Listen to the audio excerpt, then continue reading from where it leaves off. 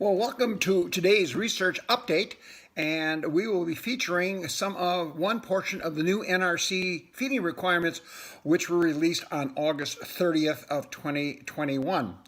Today's discussion will feature a feed intake, and that was highlighted by a presentation by Dr. Mike Allen from Michigan State University.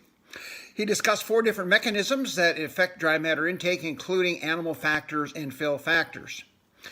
Interesting, the new NRC will drop dry matter prediction for high-producing cows by about 2 kilos per cow per day. And however, on low-producing cows, they will increase the dry matter intake by about 1 kilogram per cow per day. The number of days before we see a depression in dry matter intake after calving was shortened. It used to be about 90 days before we received maximum or optimal dry matter intake. That has now been reduced down to approximately 30 days. Certainly there's been a refinement in the dry matter requirements to change body condition score. And they also addressed fill factors. Factors including such things as forage uNDF has an impact. The U, or digestible, uNDF, digestibility, and fragility. Fragility basically is particle size length, especially when it's in the digestive tract, which can impact the rate of passage in animals and impacting, obviously, fill factors. Another term they brought in was the ratio of acid detergent fiber, or ADF, to the ratio of NDF, or neutral detergent fiber.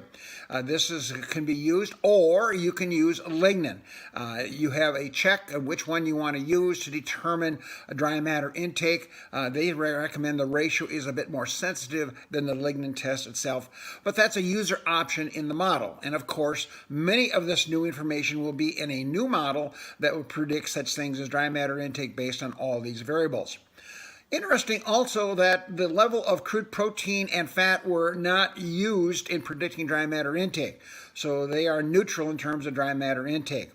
So what does that mean to us as users? Well, first of all, we know that it's going to be pretty typical what we're seeing in our rations. When we balanced rations using the model in NRC 2001, generally we were always about 1.5 or 2 kilograms lower in dry matter intake and could achieve nutrient balance for high-producing cows. The bottom line is that will save us some money. Dry matter is not free, so there'll be a cost savings that occurs there. Another plus is shortening the days after calving. Gives us a better chance for high-producing cows to optimize higher dry matter intakes and not be penalized by the computer program.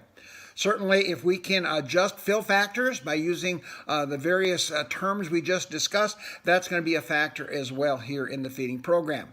So stay tuned as we discuss more of these different options here from the new Dairy NRC 2021. Thanks. Have a great day.